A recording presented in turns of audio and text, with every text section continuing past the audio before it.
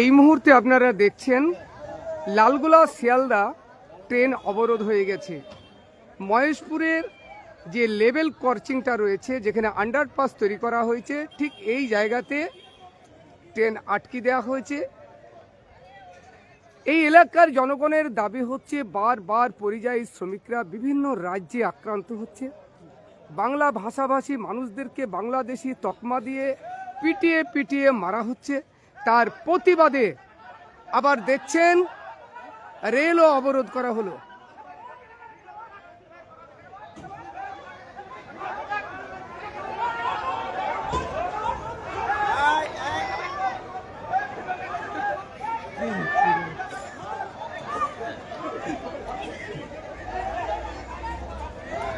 কি মনে হচ্ছে হ্যাঁ, এইভাবে হবে কি আজকে সারাদিন?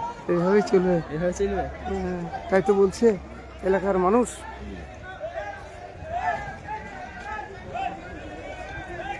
আপনারা দেখছেন প্রিয় দর্শক, বেলডাঙ্গা একটি উত্তপ্ত পরিস্থিতি শুরু হয়েছে, সেটাই আমরা সরাসরি লাইভে দেখাচ্ছি। এখানকার সাধারণ মানুষের দাবি, এইভাবে আর কতদিন চলবে? পরিযায়ী শ্রমিকরা বিভিন্ন রাজ্যে আক্রান্ত হচ্ছে।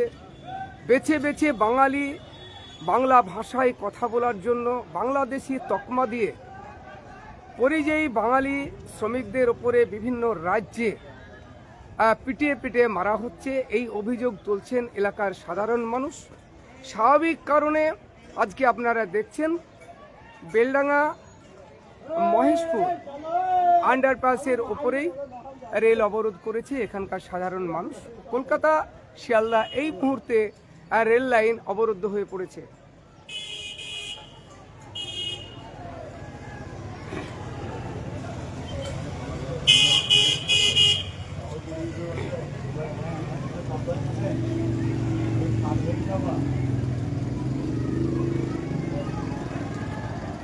আমরা গতকালকে আপনাদেরকে দেখিয়েছি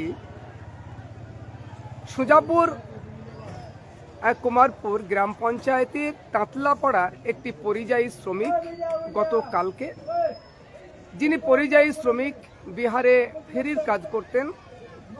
উনি একটি ঘরে থাকতেন ভাড়া নিয়ে, আর ওখানে ফেরির কাজ করতেন।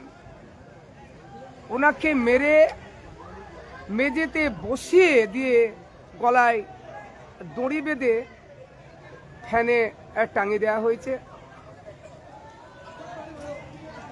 পরিবারের অভিযোগ, ওকে হত্যা করা হয়েছে।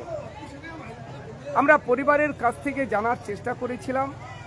পরিবারের বক্তব্য হচ্ছে, 2 দিন আগে আমাদেরকে ফোন করে বলেছিল যে আমাকে কেউ বা কারা হুমকি দিচ্ছে।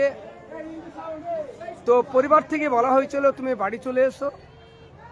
তো বাড়ি আসার একটি প্ল্যানও ছিল, কিন্তু আর বাড়ি ফেরা হলো না।